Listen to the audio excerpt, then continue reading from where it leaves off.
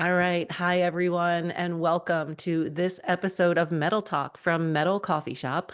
My name is Karen Edwards. I'm your host today, and we're going to be talking all about metal maintenance, service calls, how you can grow your business, and some things, just considerations, I think, when you're installing metal as a roofing system.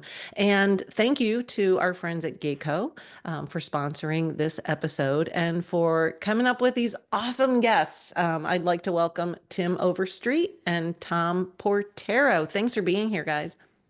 Glad to be Anytime, here. Karen. Anything we can do. Awesome. Okay, so before I let them introduce themselves, a little bit of housekeeping. First of all, this webinar is being recorded and it will be available on Metal Coffee Shop within 1 to 2 business days, definitely by Friday. It might be up tomorrow.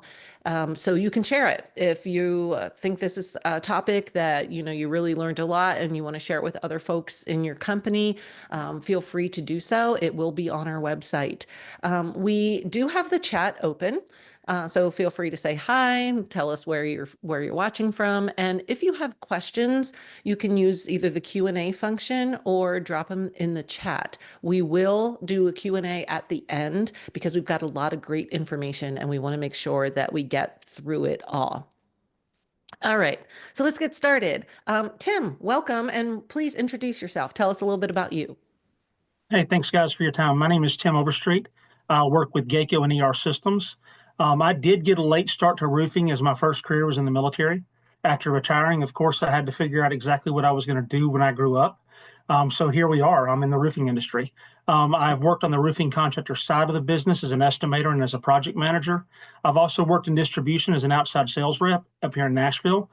And all that current experience kind of brought me to being a position as a manufacturer sales and tech rep for Gaco and ER Systems.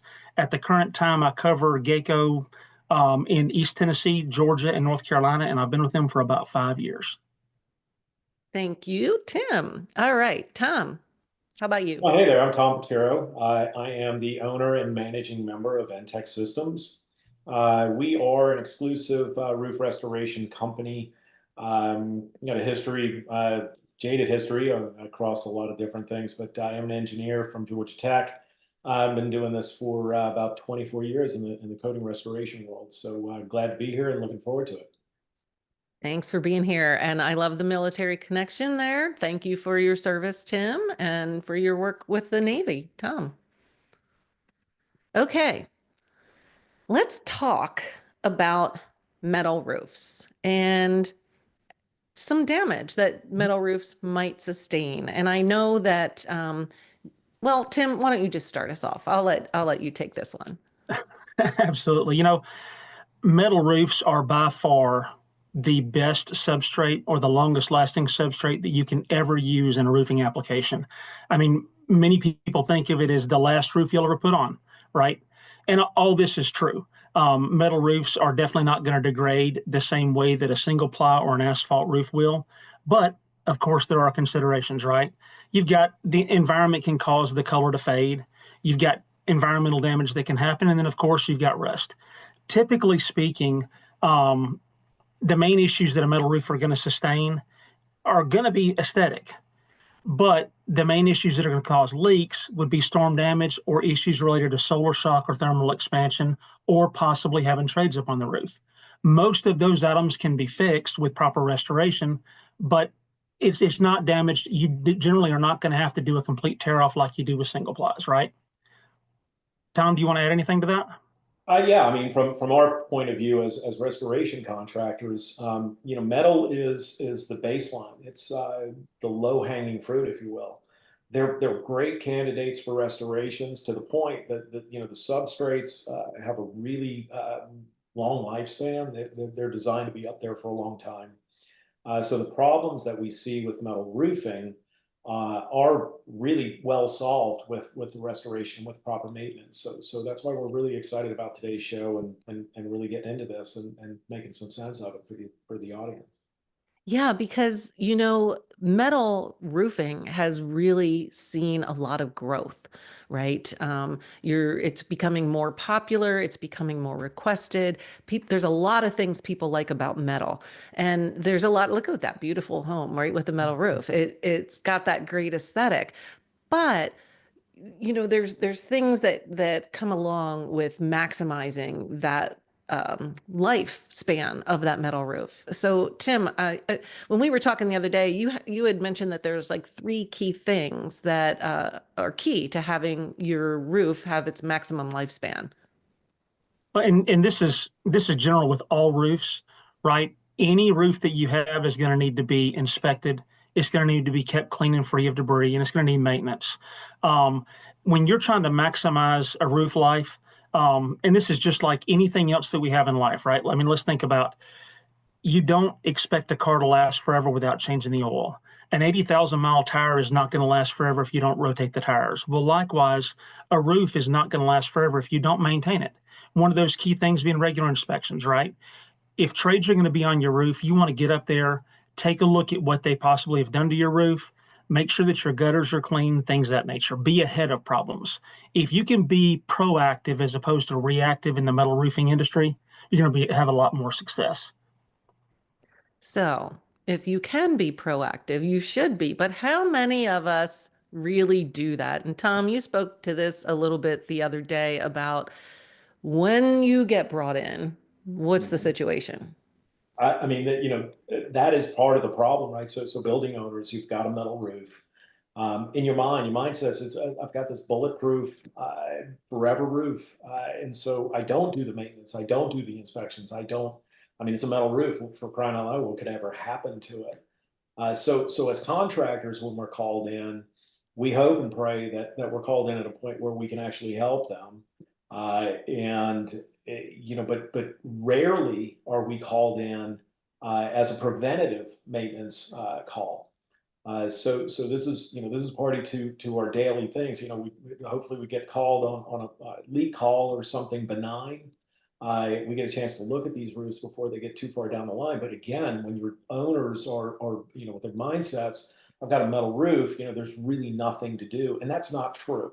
But again, as contractors, we're only notified when there's a problem, when we've got a fire we've got to put out. So that's just the reality of it, and more so in metal than really anything else. Because have we sold metal as this, that lifelong roof? And so people just tend to kind of not think about it. Is that what you see mostly? Absolutely, absolutely. I mean, I'd liken it to again, let's not to wear out the car analogy. You buy a new car, it's got a 5 year, whatever, 100,000 mile warranty. That doesn't mean that you don't have any maintenance. That doesn't mean that you get to ignore it. But the mindset for building owners is exactly that. I've got a metal roof. I can't have any problems. What could possibly go wrong?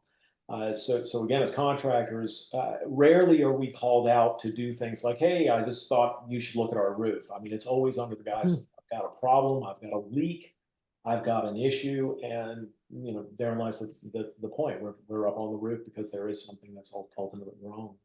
Yeah, because if I call you to come out and check out my roof, then I'm spending money. And if I'm not thinking about it and nothing's wrong, I'm not spending money. But I think the analogy or the what they need to think about here is that spending a little bit of money now prevents spending a lot of money later. So let's talk about what providing maintenance to customers looks like. And Tom, maybe you can get us started, from your point of view, when you're called out for an issue.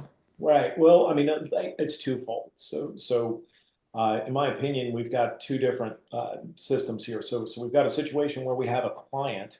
Maybe they own multiple buildings. Maybe they're just an institutional client to us as contractors. Um, Again, Karen, to the point, like that, it's always a great conversation to talk about this relationship. To say, hey, listen, I'm going to go look at your roof, do a quick maintenance, a quick look around inspection. That's not a big time task. It's not a big time draw for us as contractors. Just walk around on a metal roof. Really simple type of visual inspections. The second thing is when there's a leak, right? So as roofers, as contractors, I hope we all take the opportunity once there is a leak to actually walk the entire roof, to actually get a glimpse of what's going on, regardless of whether or not it's storm damage, it's isolated. These are opportunities for us to further enhance that relationship with these clients, for us to do this value add, if you will. It lends to trust. It lends to confidence. It lends to so many different things. Bring the pictures down, show the owners, show the building, operators, give them a glimpse of what it is that's going on up there, so you can talk intelligently. Nobody really wants to just get a bill for services. Well, if you can spend that minute and honestly cultivate that relationship in this way, it's money in the bank, because later on down the line, you want to be the first person to call, if you will, when it's time for some serious maintenance or serious restoration work. You want to be the only roofer on that guy's desk. So those building blocks are super important to establish that relationship. So do you find, Tom, that when you approach it from that educational perspective of talking to them about what's happening, maybe why it's happening, that they're a lot more open to hire you for a maintenance agreement? Absolutely. Absolutely. I mean, I'm a big believer in, we do business with people we like. So establish that trust, establish that rapport. It becomes an easy choice, and don't be afraid to say, hey, I'm going to be in the neighborhood. Like I said, if you've got institutional clients, or if you wrote a proposal for somebody 6 months or a year ago, you're in the neighborhood. I mean, again, I'm not a great salesperson, but the great salespeople that I've had in my life, they're all about that constant connection, constant follow-ups. So yeah, and those are the guys they call. Nobody wants to dig through and find the guy that you spoke to 3, 4, 5 years ago. You want to call the people that are in your life that have been there, recently, for sure. Okay, so Tim, talk a little bit about where Gaco comes in to the situation involving metal roofs. What do you see? Well, first of all, my perspective is a little bit different from Tom's, right? We want to stay in front of our customers, and we want to fix problems before they escalate to that fire that Tom was talking about, right?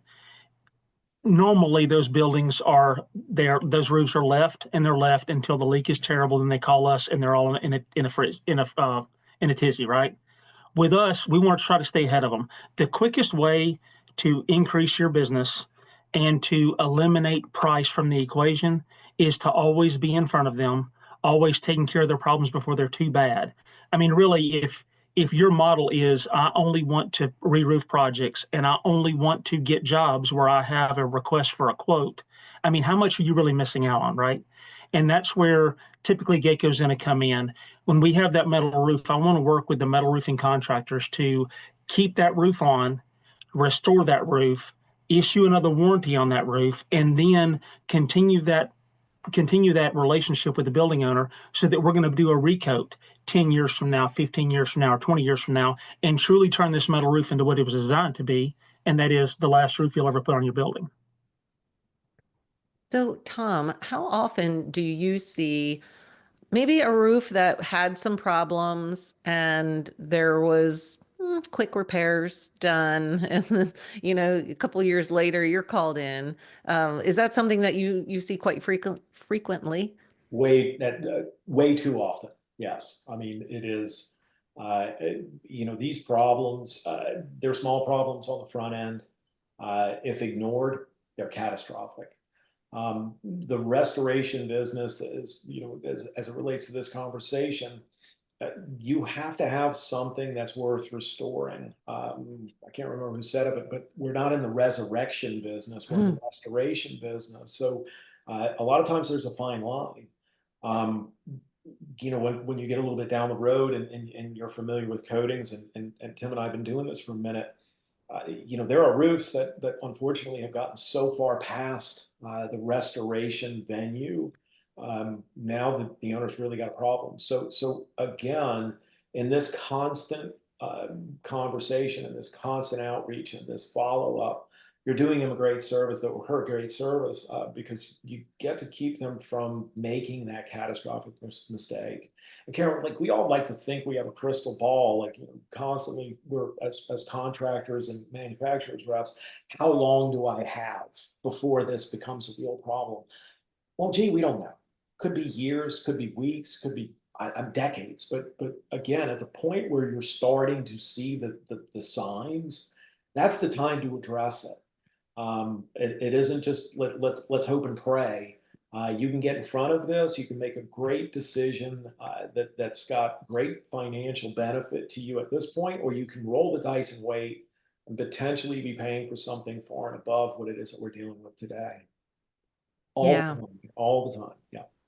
Yeah. Okay. So let's talk about what to look for when inspecting a metal roof. I really want to hear from you guys what you see when you're what you're looking for, what are some common things that you see, and what to do about it.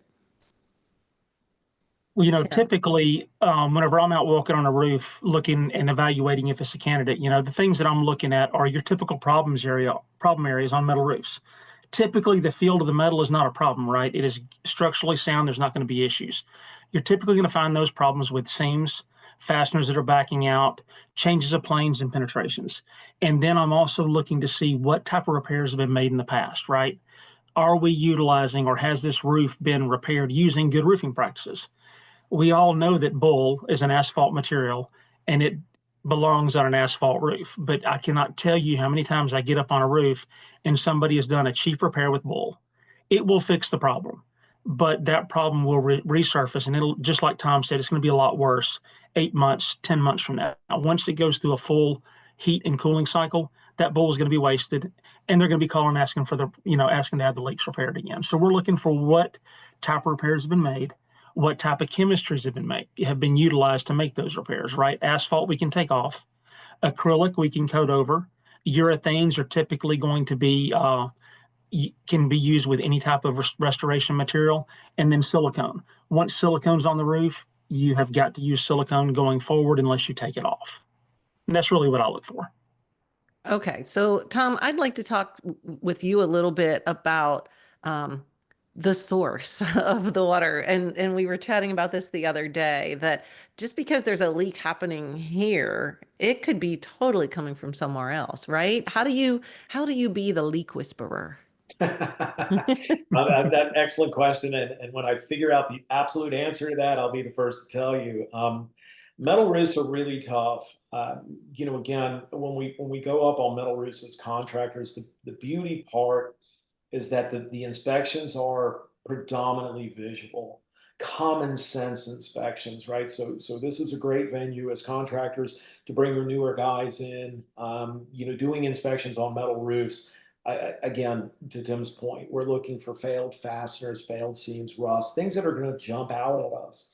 When we're called out for leak repairs on metal roofs, and probably most of your audience can relate to this, unlike a traditional roof, we're looking for a puncture or something obvious, and that leak source is going to be generally close to where the leak is.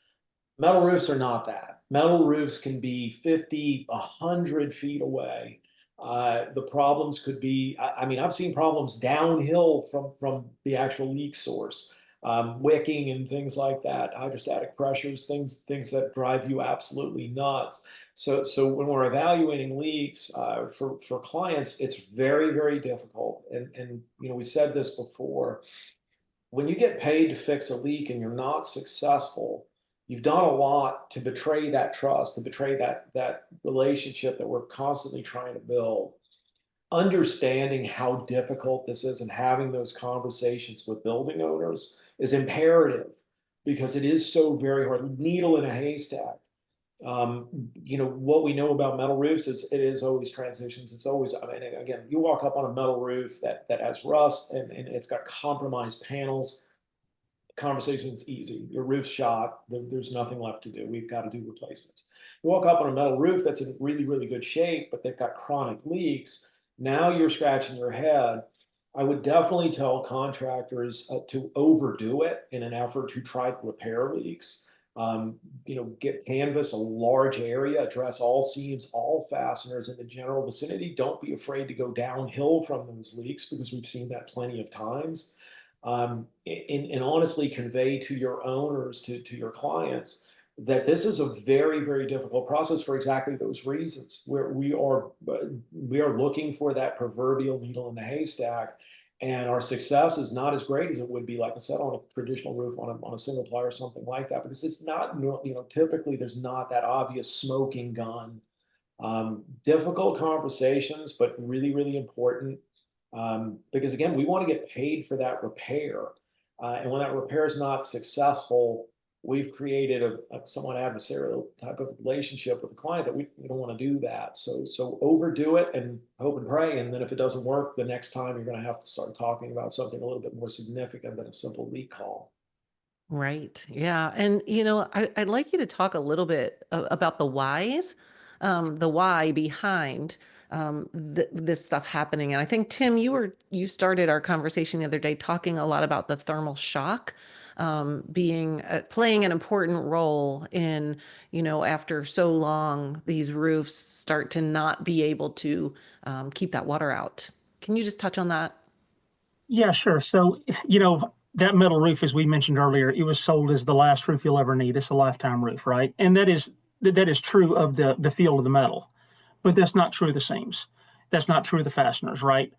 Thermal shock, and most guys in this that are listening to this right now are aware of this. The average 20-foot metal panel can expand up to a quarter of an inch just under the thermal load of, I call it solar shock. Some people call it thermal shock, Mhm. but that's the expansion and contraction of that metal panel, right? And most of your products that we use to repair, they've got an elongation factor of between 3 and 500%, right? So if these panels are really, really tight, if you don't stop the solar shock, you're not addressing the root cause behind the leak. The leak is the symptom. The solar shock is what's creating the leak, right? You've got to go and address what is creating the solar shock. And we do that by putting a fluid applied membrane over there that's got this highly reflective and can reflect most of those UV rays back, thus stopping some of that solar shock to the point when that material can actually hold up and withstand itself over that expansion and contraction. Does that make sense? It does. Yeah. Yeah. I think that's, addressing the stop putting band-aids on, right? Let's do Yep. a whole system that's going to work. So this is a good transition, I think, into our next topic here, which is, yeah, how do you know if this is a candidate for restoration? As a broad stroke statement, keep in mind, I don't want anybody to just chalk this down, but for the most part, if the metal's not compromised, if you're not falling through the metal roof, it's probably going to be a good candidate. Conversely, when we look at the single plies, the TPOs, EPDMs, and asphalts, you really have to dig in to find out, is this roof really a candidate? But for the most part, on a roof coating, it is on a metal roof, it's generally going to be a good candidate as long as that metal is not compromised. Whenever I go out and walk on roofs, I'm going to say probably 30% of the single ply roofs that I'll walk on end up being candidates for a coating. On the flip side of that, though, 90% of the metal roofs that I walk on are a candidate.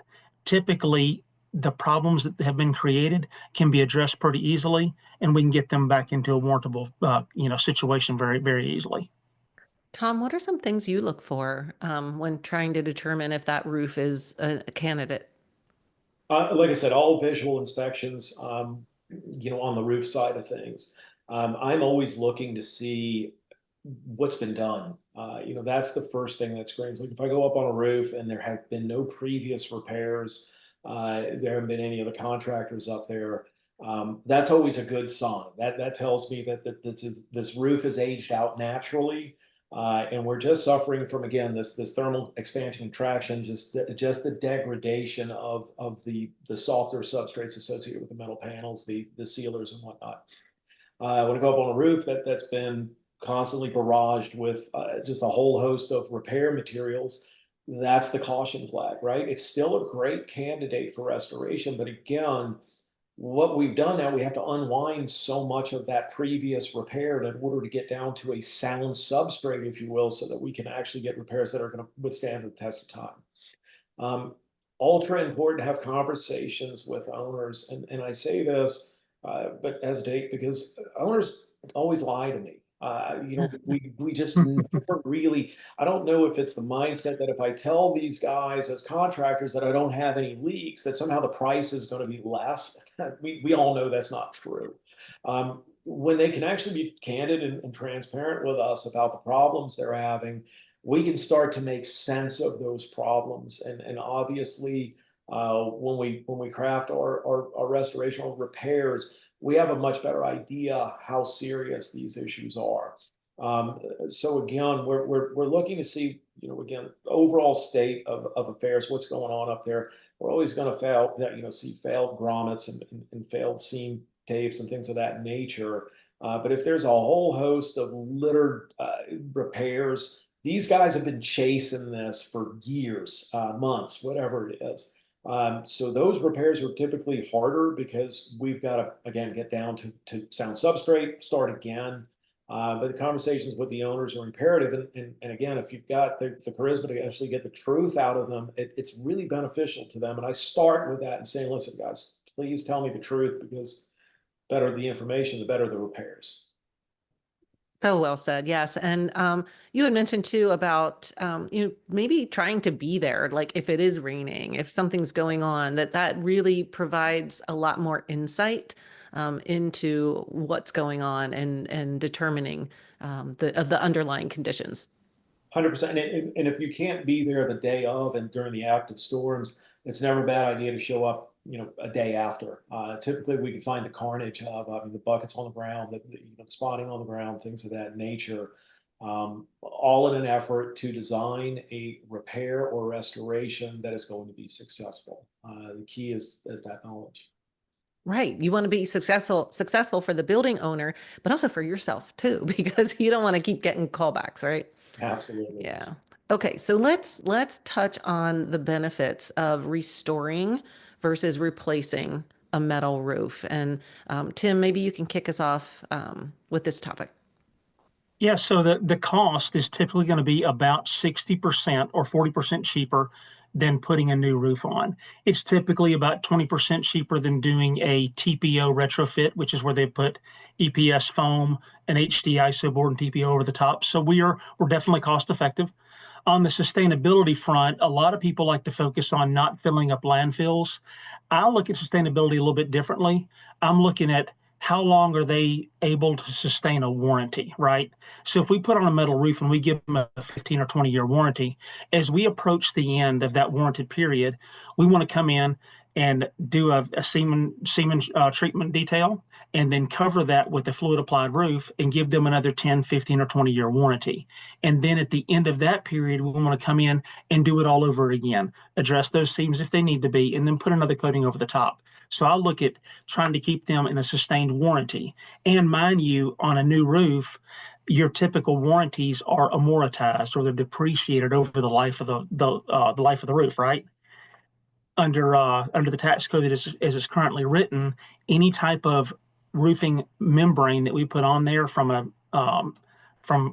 coating standpoint is going to be able to be written off in year one, right? So they get all the benefits of having that nice long 10, 15, or 20-year warranty, but they can take the tax benefit of writing it off here this year.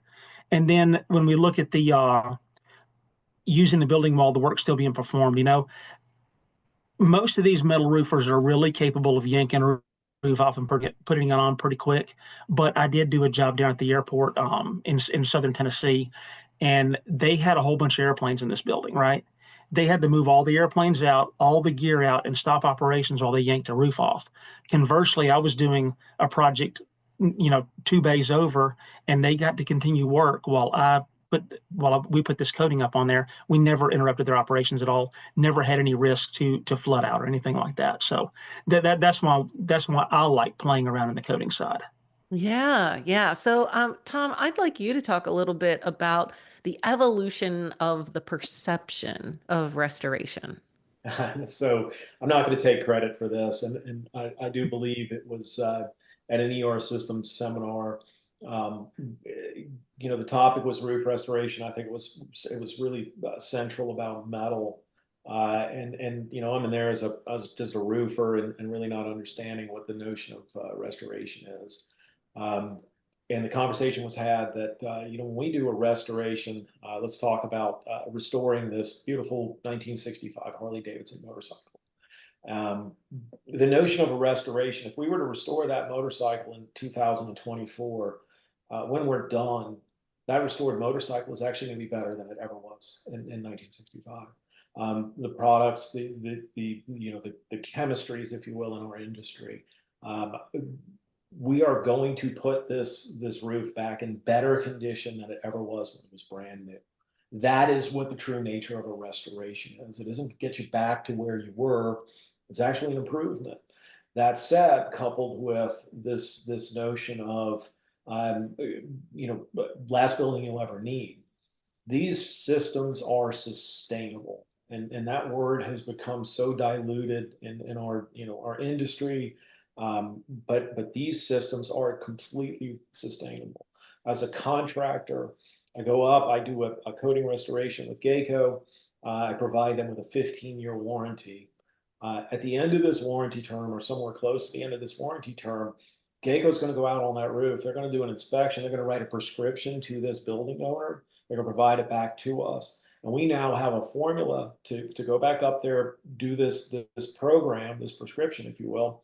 And at the end of that process, we issue another 15-year warranty, and so on and so on. It is the gift that really never keeps giving. So we love this. I love this from just the feel good side of it. But again, what we're doing here is actually a benefit to these building owners, far more so than I think. Again, I'm biased and jaded. But the alternatives of going over top with a TPO overlay, destructive, lots of fasteners, lots of this. This is elegant. Again, as Tim said, we go in there, we can do this. Your normal operations is business as usual for the building owners. And when we're done, we've got a leak-proof building for 10, 15, 20 years. Great way to go about doing business. Yeah. So one of the nuggets that we hope you make a note of here is that tax benefit is a great selling point.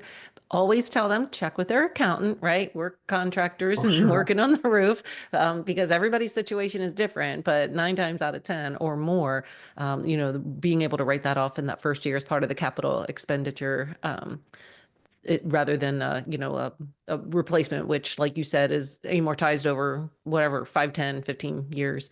I'm not an accountant, so I'm not going to say that, but yeah, check with yours, and usually you can. So let's talk. I want to touch on the different types of the differences between the different types of coatings, because you mentioned a couple of these earlier, but let's dive a little bit deeper. What's best for metal? Look, this is where I geek out, as we were talking about earlier. I love the chemistry. Whenever I say chemistry, I'm referring to either the silicones, acrylics, or urethanes, right? And each chemistry is a little bit different in terms of its performance, its longevity, and then, of course, its price. Some chemistries can also require a little more expertise to utilize or to properly apply. Acrylic, it's pretty easy to work with. It costs a little bit less. It's a little bit more aesthetically pleasing than, say, silicone, and it doesn't quite last as long as some of the other chemistries last because it's going to be UV degraded. So the sun's going to shine on it, it's going to burn it, it's going to chalk, and then the water's going to wash it off, right? But it looks really, really good while it's on the roof. So if I'm dealing with a 312 to maybe a 612 pitch metal roof, and color and aesthetics is definitely something I'm looking for, but I also want to be waterproof, acrylic is a good place to look. Silicone, it's a little more expensive. It may discolor secondary to environmental conditions, but it lasts for a long time. Silicone is the only metal roof, or is the only roofing material that is truly non-sacrificial in nature. But again, it can be a little bit of a challenge to spray it, right? And Tom knows this all too well. All it takes is using the wrong mineral spirits or having the wrong guy on the gun, and you just wasted $5,000 worth of hose in a matter of minutes, right? Urethanes, of course, they come in at the highest price point. They definitely require some skill to work with, but their performance is almost unparalleled. It's got a tensile strength that is 10 times that of silicone and an elongation that's almost twice that of silicone. So urethane is really good on the metal roof side, but it's kind of expensive, right? Personally, coming from the applicator side and then working on the manufacturer side, if I'm dealing with a metal roof, I prefer a hybrid system. I like to use urethane on all my seams and details, change the planes and etc. And then I either want to put an acrylic on it if it's a higher pitch roof, or if it's a flat roof, I want to put a silicone membrane over the top of that. So that's where my experience lies. Okay, thank you. And Tom, I'd like you to speak from the contractor perspective because there's different equipment, there's different skill levels. Can you talk about that? Sure. So again, I try not to get passionate about chemistry.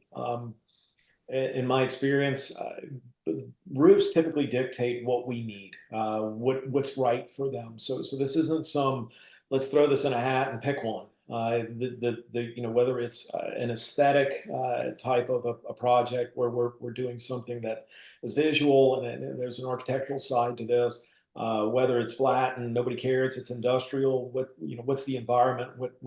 Can we spray? Can we roll? Whatnot? So again, agree with Tim that the chemistries all have their place.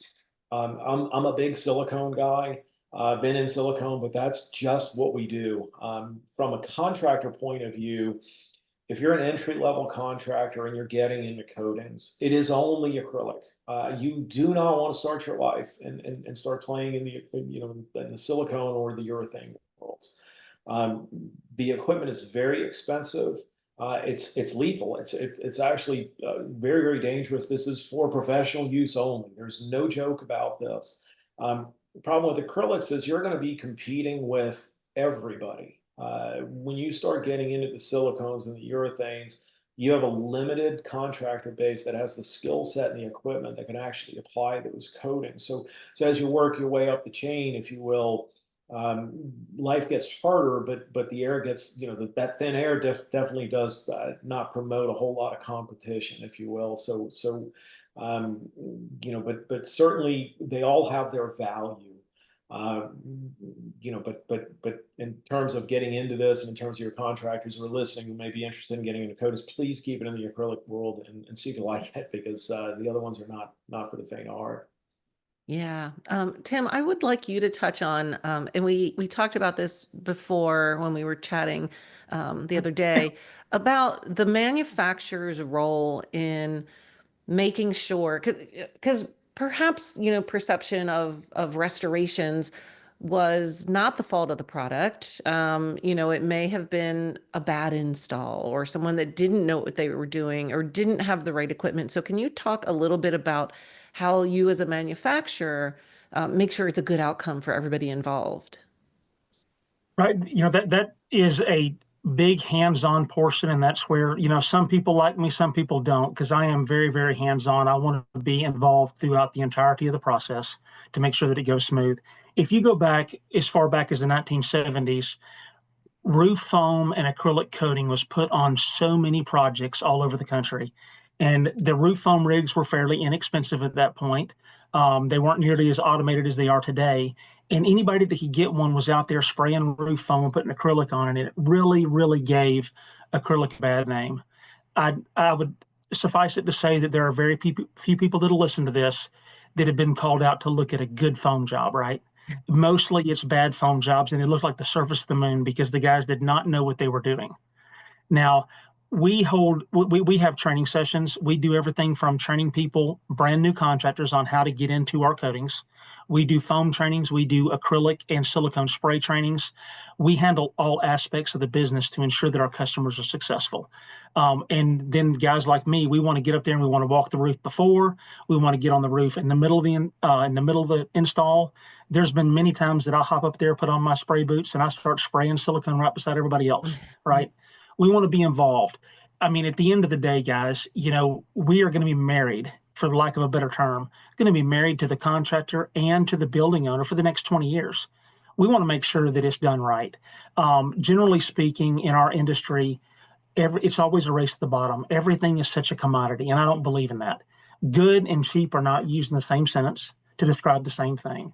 And there's only one way we do things, and that's the right way. No cutting corners. Let's just do it the right way, and everybody's going to be better. I like the marriage analogy. So, I mean, you touched on this, the resources that you guys offer if someone is saying, "Hey, you know what? I want to be involved." Because Tom, you said something the other day that if somebody's not a part of it, they're going to be left behind. Yeah, that is absolutely true. Um, our role at NTEC is we are a subcontractor to traditional roofers by and large. We don't work directly for owners or clients. We work for roofing contractors, and it's our job to educate these roofing contractors, their sales guys and their ops guys into the world of restorations. Um, back in the day, 20 some odd years ago, I couldn't get a meeting. We couldn't, there was nobody that really wanted to talk about roof coatings or roof restorations. Now, not so much. Now this has become a major market share. And so if you're listening to this and you're a traditional roofer, metal roofing contractor, and you're not doing this, you're missing this. Because we are working with your competitors, both Tim and I. There's no reason for this anymore. Were there some bad coatings jobs? Absolutely. Was it based on chemistry or install? Absolutely. But the industry has graduated. The manufacturers have graduated. I mean, Tim, 10 years ago, 15 years ago, I'd argue that Gaco was not very strict with who they would certify to do their installations. We've all learned from that. Like we all want to be married. We all want this industry to thrive. So we all, as contractors and as manufacturers, we need to cultivate education, great installs, great chemistries. We need to understand substrates. We need to do the due diligence on the front end to ensure that those projects are successful. Um, Again, as a contractor, I'm constantly brought into meetings, even ultimately with clients that bring in their end users, and I get to be whatever it is I need to be. I'm director of coatings for this company or something. But to sit in a room and educate people, who doesn't love that? Like if we're not passionate about doing this and we're not passionate about what we're doing here 9 to 5, we're in the wrong industry. So yeah, again, the products, the chemistries, the programs, the training, all of it has gotten so great and really set up for success. So it all starts again with knowing what we're looking at on the front end, being able to prepare and apply these products properly, and ultimately keeping everybody educated and forums for really sharing this information across this whole restoration industry. We all need to be better. Yeah. Yeah, it's so true. And I know that there's industry associations like the Roof Coatings Manufacturers Association, and they've rolled out some training programs that I'm sure Gaco's involved and a member of. But Tim, I'd like you to share, you shared some stats the other day when we were talking about the number of manufacturers, the number of brands, and the importance of being set up and trained properly. Can you just touch on that a little bit? Absolutely. First, let me preface this by saying we don't just set up any and every contractor. In the past, coating manufacturers have. There is a very thorough process that we go through in making sure that we're married to the right partner, right? Um, we were the first manufacturer to bring silicone to the roofing industry back in 1993, and we remain the leader in the market share. I think in the Georgia market, we're about 28% of the market for silicone. And considering that we've got 55 labels of silicone. There's 9 companies that are actually grinding and making silicone, and there's 55 people that are reselling this silicone, right? We are a sole source manufacturer, meaning we make everything that we sell, and the only place you can get it is from us. And then, even furthermore, we don't third party warrant, right? In every one of those cases, if you're going to partner with a manufacturer and they're going to stand behind your roof, do you want somebody standing behind your roof just material or the person that made the material, right? Do you want the warranty to be held by somebody who bought the warranty document for a few cents on the dollar? Or do you want somebody that actually made the material and is not going to, lose a relationship over a few gallons of material and a training opportunity, even if you happen to do it the wrong way, right? So that it is silicone has become a commodity, but we remain the leader. We are consistently bringing new innovation to the market, and we choose and want to partner with only the best contractors out there in the business. Excellent. So Mary Ann, Tom, yeah, anything to I add? wanted to add something. So you know, and this is probably common across all the roofing trades. I mean, all the traditionals and everything else, but it's certainly common in the coating and the restoration business. Um, if you do this long enough, it's not a matter of if, it's a matter of when there's a problem. You've got to be aligned with a manufacturer that's going to be in the room with you, that's going to help you solve those problems, it's going to help you get past it. Gaco's been around, and I've only had great experiences, and they're a rare breed. So it's really important. I don't mean to plug you, Tim, but it's the God's honest truth. Like when you say you want to align yourself with a good, reputable coating manufacturer, I can't stress it enough. Because as contractors, the last thing we want to do is be out there, you know, on a limb by ourselves. You guys at Gaco has always been great. Always stood by our contractors, and honestly, it's a really win-win relationship for everybody. That's great to hear. I'm going to move on to our Q&A. So if you do have a question, feel free to drop it in the chat or use the question and answer feature on Zoom. We did get a question asking how successful sales are, like success rates. And it named a couple of different brands that I think are competitors to Gaco, so I'm not going to name them. But I feel like this maybe is a question of the growth of the restoration in general, you know, not just for metal, because we're seeing it as an industry. Or what kind of growth are you seeing in your markets that you serve in terms of restoration versus roof replacement? Well, now I moved from the Georgia, I'm sorry, I moved from the Alabama, Mississippi, and Florida Panhandle market 2.5 years ago. My first year in Georgia, East Tennessee, and North Carolina, I saw a sales increase of about 38%. This year, and of course, to get personal every once in a while, I had to have chemotherapy because of non-Hodgkin's lymphoma. So I was off the road for just a little bit. And during that time, I still ended up with about a 10% growth. Nationwide, they are saying that the silicone market is constricting slightly. I think that is really pushed by some of the things that are going on with the insurance industry in Florida, because Florida holds a lion's share of the coatings market just because of the way they're set up. But we're still seeing growth. They did call out a couple manufacturers. One of those manufacturers that starts with a K has been around forever. The lion's share of what they sell is actually bull and is used in asphalt markets and in the shingles market, especially in Florida, right? And then the other one is it starts with a C. It's a phenomenal product on the acrylic side. They are a little bit on the pricey side. Me and Tom were talking about that earlier today. Good products, but they're very expensive products. They have their place, and they do have some multi-level marketing involved in their company. Oh, okay. Watch out for that. Tom, what do you have to add? What are you seeing? So I guess I need more information. So is the question about brand and success rate, or is the question about specifically what is the overall success rate in selling roof restorations? I'm leaning more toward the overall success rate in selling roof restorations. So again, interesting dynamic. So NTEC again serves so many different contractors.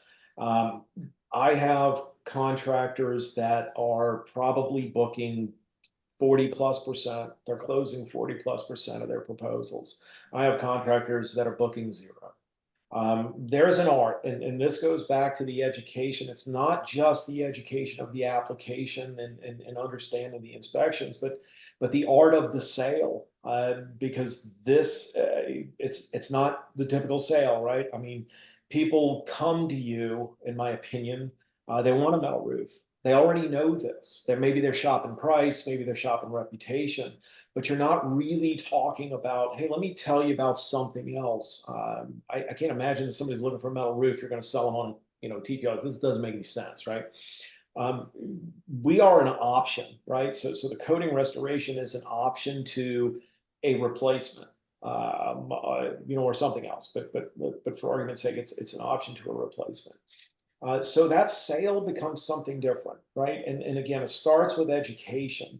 I had the privilege of doing business with, still do, with a contractor up in Tennessee, and he talked about the way he would sell roofs. And I sat in many a sales pitch with him.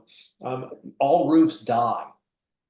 Well, that's a kind of a catchy phrase. I mean, building owners like, what? Like my roof's dying, and he would go into this thing, but it was a wonderful pivot to organics and chemistries, and it got really complicated and everything else. But at the end of the day, it was really, really simple, because the end result was I've got a restoration that isn't going to die. That the chemistry is not organic, and it's not going to die. Other guys are, again, they're playing both ends. Again, if you're a metal roof contractor and you have a budget friendly alternative, maybe it's a roof that ultimately does need to be replaced, but maybe this client has a 5-year lease or ownership, plans to sell the building. We're going to be cheaper, we're going to be less expensive. That's a value add. But again, the skill in selling these roofs ultimately dictates your success. I think the industry has graduated past, is this a viable solution? Right. Anybody that's For on sure. this podcast, anybody that's listening to this today, I think you're at the very least buying that there's some value here. I'll tell you this, for 24 years, I've done nothing but I'm living proof it is a viable solution. And this company's been around for a really, really long time. There's a lot of viability. And there's a lot of potential growth if you're not the biggest, metal roofer in town and you want to expand your business. This is a great platform. It's a zero growth cost. Tim can help you out with products. He can help you out with contractors that can help you do the installs on the front end. Maybe you want to get into this, but this is a great growth potential for your company. And in business, when we talk about growth, that doesn't cost any money. That's a rare thing. So again, we talked about this at the beginning. If you're not doing this, somebody else is. You're missing it. Right. Right. You're missing it. Okay, another good question that came in, and I hear this back and forth a lot too. Does a full roof coating count as a second roof? I think it might be a common misconception. Absolutely, it does not if it's only a roof coating. If it's foam and coating, then that is a roof system. If you do just a coating, acrylic, urethane, or silicone over the top, then it is considered a maintenance specification, which is why you're able to take those tax write-offs there in year one. And the other side is that question likely comes for somebody that lives in an IBC governed state. No more than 2 roofs. So yes, the answer to that question is heck yeah, you can do a roof restoration if there are 2 roofs in place. I'm located in Georgia here. We're not IBC governed, but I work in many, many states that are.